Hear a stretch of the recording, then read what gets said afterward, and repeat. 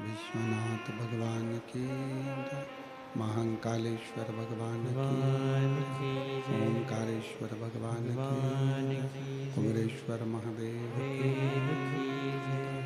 हर हर महादेव, हर हर महादेव, हर हर महादेव।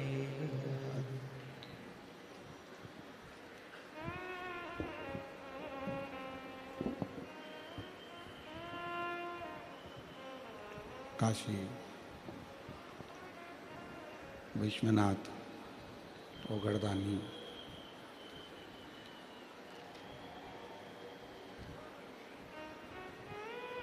त्रिकालदर्शी कैलाशी अविनाशी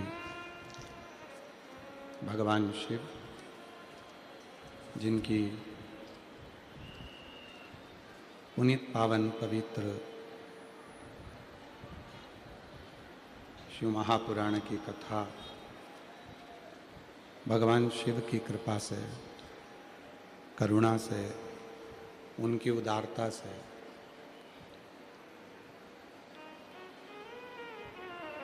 मीरा भयंदर की मुंबई पवित्र पावन भूमि, जहाँ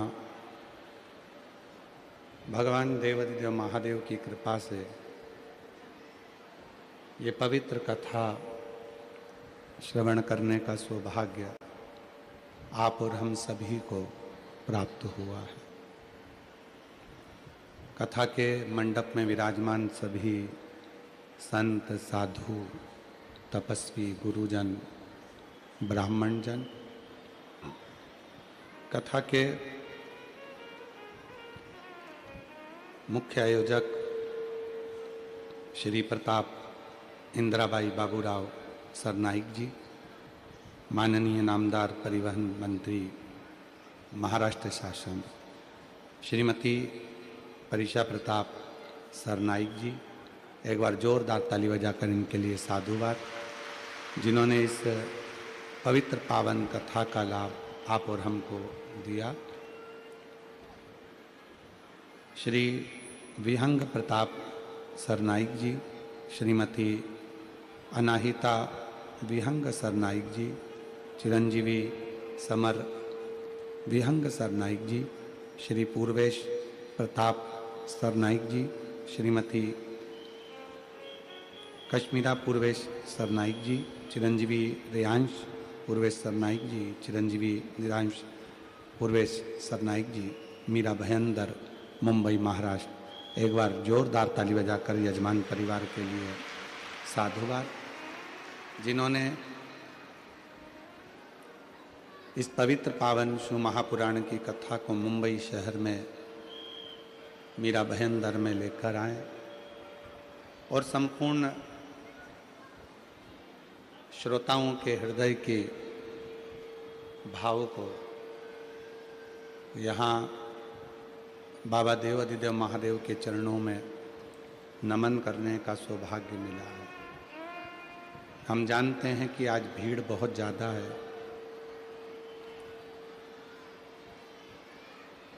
और भक्तों का सैलाब है, भीड़ बहुत ज़्यादा है। इसलिए आप लोगों से एक ही निवेदन है, जहाँ जगह मिलती जाए वहाँ आप लोग बैठते जाएं और भगवान शिव की अविरल भक्ति को बैठकर धारण करें। शिव तत्व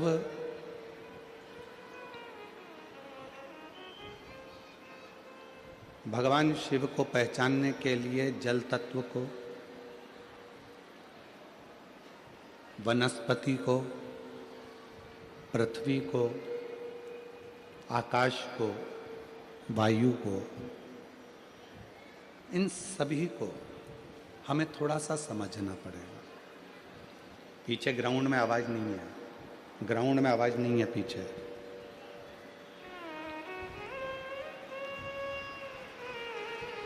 और जब तक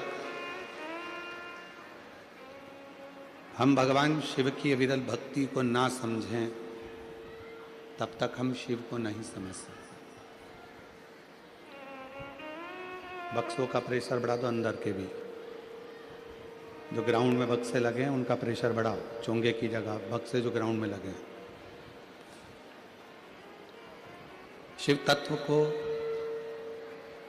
जानना है तो हमको और आपको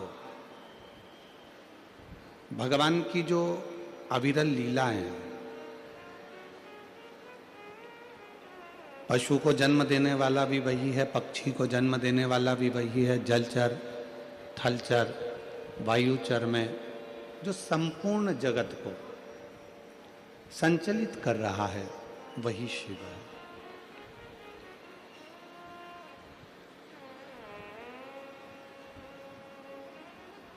एक बार मां सती जी ने भगवान शंकर जी से पूछा था, आपका निवास, संसार का व्यक्ति आपको ढूंढने के लिए बहुत दूर तक नहीं जा सकता, इतनी व्यस्तता का समय है कि इस व्यस्तता के समय में लोग बहुत दूर तक नहीं जा पाते हैं, बहुत दूर तक पहुंच नहीं पाते हैं। तो इस व्यस्तता के समय में यदि परमात्मा को भजना है या आपको संसार के लोगों को जानना है,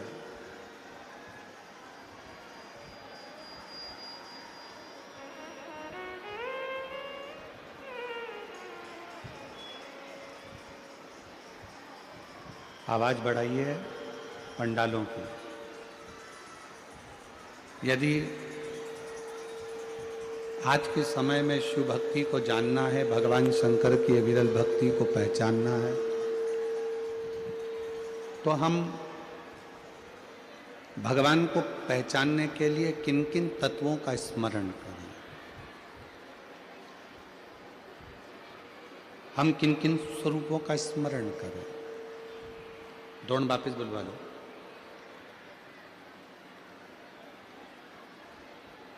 क्योंकि शिव भक्ति एक ऐसी भक्ति है जिसमें भगवान शंकर को जिसने पहचान लिया, भगवान शंकर को जिसने जान लिया, फिर इस संसार सागर में उसका दूसरी बार जन्म नहीं।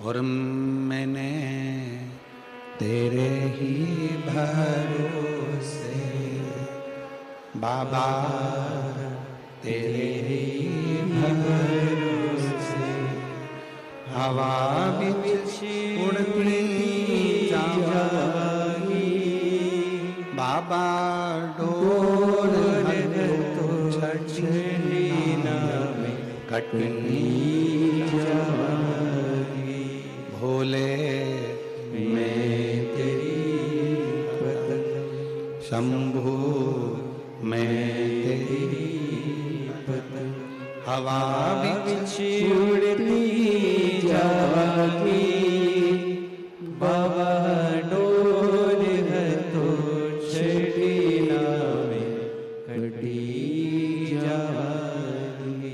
तो सती मैया ने भगवान शंकर जी से एक प्रश्न किया। आज कथा का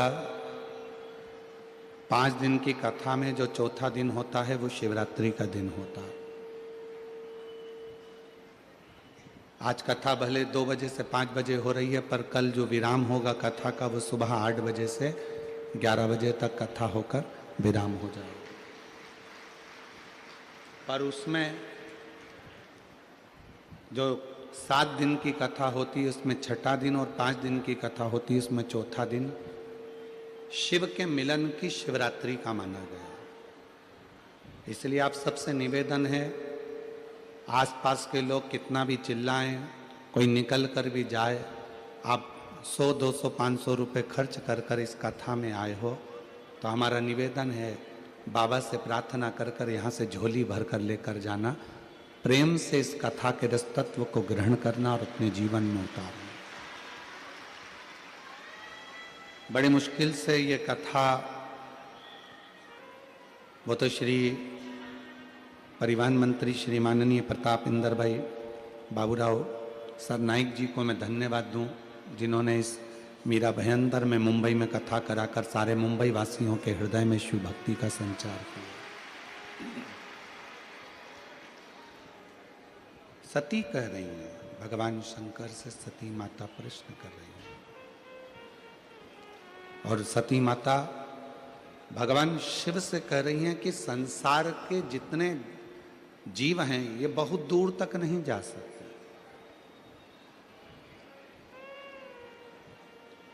आपको पाने के लिए कैलाश तक पहुंचना सरल नहीं है, आपको पाने के लिए काशी तक पहुंचना सरल नहीं है, आपको पाने के लिए उज्जैनी तक पहुंचना सरल नहीं है।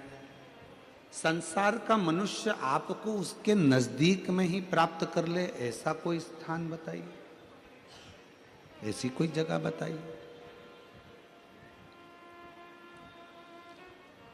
3 जगह हैं जहां पर मेरा ओघड़दानी हर रूप में आपको मिल जाए। पहले नंबर पर है जल, दूसरे नंबर पर है जंगल, और तीसरे नंबर पर है जमीन।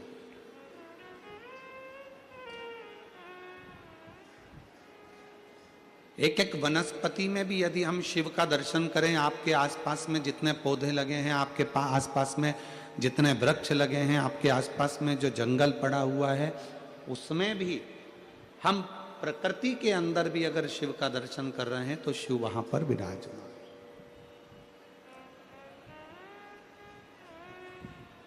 दुनिया को क्या लगता है कि हम शिव जी को 1 लोटा जल चढ़ाने के लिए जा रहे हैं? ना ना,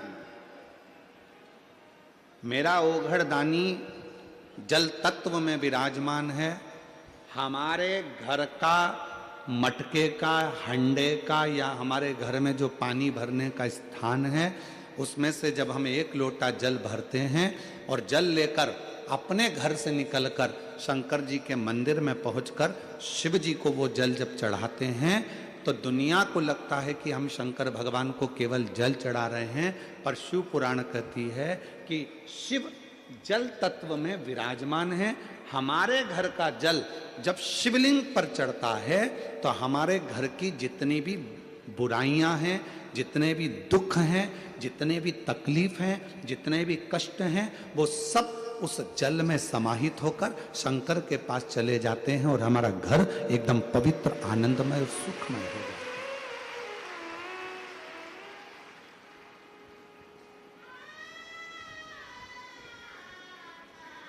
शिव जल तत्व में, भगवान शंकर जल तत्व के भीतर। उस जल को जिसने पहचाना, उस जल को जिसने जान लिया, उसकी जिंदगी सार्थक हो।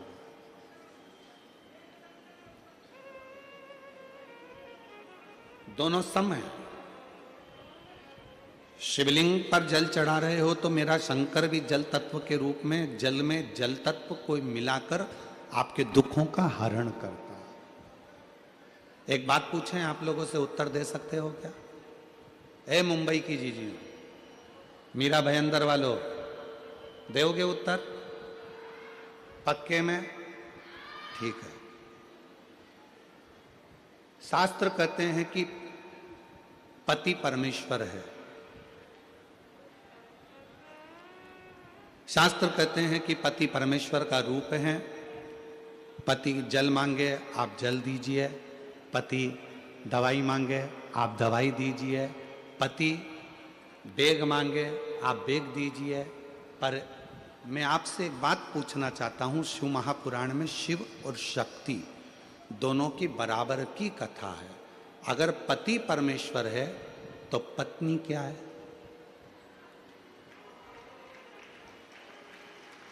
पत्नी क्या है? पत्नी भी तो परमेश्वरी है। बोलो जम के, है कि नहीं है? अगर पति परमेश्वर है तो पत्नी भी परमेश्वरी है। पति का सिर दुखा तो धर्म पत्नी पानी देने को तैयार है। पति को तकलीफ है तो धर्म पत्नी उसको दवाई देने को तैयार है। पर शिव पुराण कहती है जब धर्म पत्नी को भी तकलीफ आए तो पति भी तो एक गिलास पानी ला कर दे, वो भी तो दवाई ला कर दे, वो भी तो पास में खड़ा हो, तो धर्म पत्नी। आज बहुत बड़े बड़े लोग कह देते हैं कि शिव जी को जल बाद में चढ़ाना, पहले पति को जल जरूर देना। तो हम कहेंगे बहुत अच्छे से जल दीजिए, पर साथ में एक बात और कहिए कि घर की अगर पत्नी बीमार पड़ी है तो पति का भी फर्ज है कि एक गिलास पानी उसके भी दुख में आकर उसको खड़े होकर दे सकते, उसको दे सकते। मेरी जितनी जीजियां बैठी हैं, कई लोग कहते हैं ये सियोर वाला महाराज हमेशा जीजियों का पक्ष लेता है। भाई हूं आपका, पक्ष में तो हमेशा रहूंगा,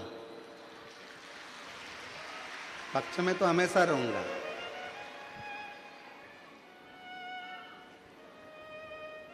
पूरे महीने अगर मेरी बहन, मेरी जीजियां आपको पानी दे सकती हैं, आपके लिए भोजन बना सकती हैं, पूरे महीने मेरी जीजियां आपके लिए सब कुछ कर सकती हैं, तो उसके रजस्वला धर्म के 5 या 7 दिन तो तुम भी उनको पानी दे सकते हो, तुम भी उनके लिए प्रसाद बना सकते हो, तुम भी उनके लिए सहयोग कर सकते हो।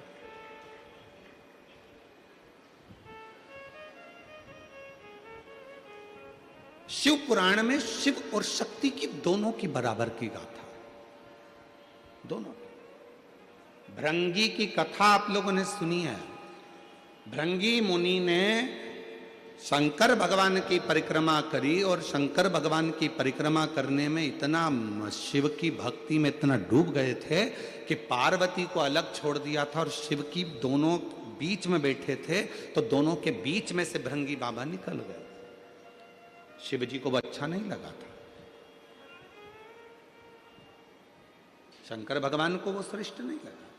शिव जी ने पार्वती को उठाकर अपनी गोदी में बिठा लिया और दोनों एक हो गए। भृंगी को लगा कि अब तो मैं शंकर की परिक्रमा कैसे करूं, पार्वती और शिव दोनों साथ में बैठ गए। फिर भी भृंगी ने एक छोटे से भंवर का रूप रखकर दोनों के बीच में से निकलना प्रारंभ कर दिया। तब शिव जी को क्रोध आया। भगवान शंकर कुछ बोलते उससे पहले मां जगतजननी को लगा कि ये भृंगी तो शंकर का भक्त है, शिव का उपासक है, अगर शिव इसको श्राप देंगे तो अच्छी बात नहीं है। तो मां आद्य शक्ति स्वयं सामने आ गई और बुराई का पूरा ठीकरा मां आद्य शक्ति ने अपने ऊपर ले लिया और कह दिया, भृंगी सुन, एक मनुष्य के शरीर में हड्डी जितनी अस्थियां हैं ये उसके पिता की दी हुई होती है, और मनुष्य के शरीर में जितनी मांस है, रक्त है, पीप है, ये शरीर में जो रक्त है, मांस है, ये पीप है, ये सब उसकी मां का दिया हुआ होता है। और सुन भृंगी, आज तूने शंकर और शक्ति को, शिव और शक्ति में विभाजन उत्पन्न करा है, इसलिए मैं तुझे श्राप देती हूं कि तेरे शरीर में जो माता का दिया हुआ भाग है वो पूरा छिन्न हो जाए। अब हुआ क्या कि भृंगी पूरा की पूरा हड्डी का ढांचा बन गया, पूरा हड्डी का ढांचा।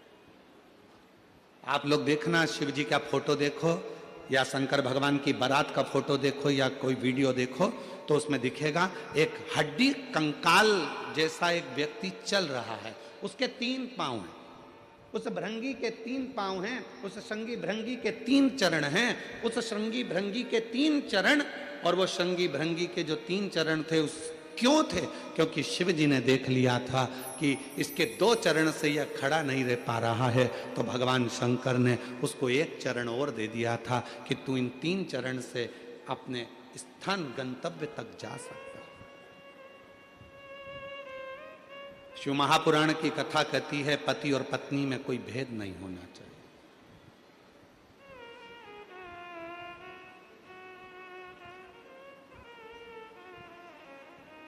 शिव महापुराण की कथा कहती है स्त्री और पुरुष में कोई भेद नहीं होना चाहिए। शिव महापुराण की कथा कहती है एक पति कहता है कि मैं ऑफिस से आया, तू मुझे पानी ला कर दे, और मान लो वही पत्नी तुम्हारी भी नौकरी करती है, वो भी ऑफिस जाती है। मुंबई जैसे शहर में तो परिवार को चलाने के लिए पति पत्नी दोनों को जॉब करना पड़ता है। बोलो मेरी जीजियों, सही है कि गलत है? मुंबई जैसे शहर में अगर रह रहे हैं, कितना कितना खर्चा है, जरा विचार करिए। लाइट का खर्चा, गैस की टंकी का खर्चा, फ्लैट का खर्चा, पानी का खर्चा, वॉचमैन का खर्चा, कितना खर्चा, गाड़ी का पेट्रोल डीजल का खर्चा, कितना खर्चा है मुंबई में। अगर छोटे गांव में, छोटे शहर में थोड़े में काम हो जाता है, तो मुंबई जैसे, दिल्ली जैसे, बेंगलोर जैसे, हैदराबाद जैसे बड़े शहर में थोड़े में काम नहीं होता। यहाँ तो जितने घर के सदस्य होते हैं सबको मेहनत करना पड़ती है। यहाँ घर में जितने सदस्य हैं सबको काम करना पड़ता है, तब जाकर घर चल पाता है। दुनिया के लोग कह जरूर देते हैं मुंबई रहते हो, दुनिया के लोग कह देते बेंगलोर सर्विस कर रहे हो, तुम्हारा लड़का मुंबई में सर्विस कर रहा है, तुम्हारा लड़का पूना में सर्विस कर रहा है, तुम्हारा लड़का बेंगलोर में सर्विस कर रहा है। पर वो बेंगलोर में सर्विस करने वाला, मुंबई में सर्विस करने वाला, हैदराबाद में सर्विस करने वाला, उस पुणे में सर्विस करने वाले उस लड़के से तो पूछो कि उसको अगर 50,000 रुपये महीना भी मिलता है, 60,000 रुपये महीना भी मिलता है, तो उससे पूछो कि उसका कितना रुपया बच पाता होगा। मालूम पड़े 1 महीने में धीरे धीरे धीरे धीरे पूरा खर्च कर देता होगा, कुछ हाथ में नहीं रह पाता होगा। तब विचार करता होगा कि थोड़ा बहुत मेरे बच्चे की पढ़ाई में कहां से लगाऊंगा। कहना सरल है, बोलना सरल है। तो यहां तो पति और पत्नी को दोनों को साथ चलना पड़ता है, पति और पत्नी को दोनों को साझा कर कर चलना पड़ता है। यहां दोनों को मेहनत करना पड़ती है। भेद क्या? पति ऑफिस गया, पत्नी ऑफिस गई। पति क्या आस लगा कर बैठा है कि मैं घर जाऊंगा तो मेरी पत्नी मुझे चाय बना कर दे, मेरी पत्नी मुझे पानी ला कर दे। तो पत्नी भी तो बेचारी सोचती होगी कि आज मैं घर जा रही हूं, बहुत थक चुकी हूं। जितना पति थका होगा उतनी वो भी थकी होगी। उसके मन में भी भाव आता होगा कि कोई तो हो जो मुझे 1 गिलास पानी का पूछ ले। अगर वही पत्नी अपने मायके में नौकरी कर रही होती, अपने मायके में रह रही होती, और जब नौकरी कर कर घर आती तो वो माँ उसको कहती बेटा थक गई होगी, ले 1 गिलास पानी पी ले, मैं जब तक चाय बना कर लेकर आती हूँ। उस पत्नी को अपने मायके की याद आती है जब वो अकेली हो जाती है। तो शिव कथा कहती है, पार्वती जी का संवाद कर रहा है, सती माता का संवाद कर रहा है। एक श्रेष्ठ पति की गणना क्या होती है, एक श्रेष्ठ पति कैसा होना चाहिए कि धर्म पत्नी जो तेरे साथ ब्याह कर कर आई है उसको मायके की कभी याद ना आवे, और तेरा संग ऐसा मिले कि उसका मान सम्मान और इज्जत दोनों बढ़ती चले, दोनों का सम्मान। एक लाइन आप लोगों ने सुनी होगी, आप तो फिल्मी दुनिया के लोग हो, मुंबई जैसे शहर में रहते हो, गाने तो आप गुनगुनाते रहते हो। तो एक गाना और आपके जीवन में गुनगुना रहे होगा आपने, मायके की कभी ना याद आए, ससुराल में इतना। आता है आप लोगों को? आता है? जरा बोलो तो, जरा बोलो। मायके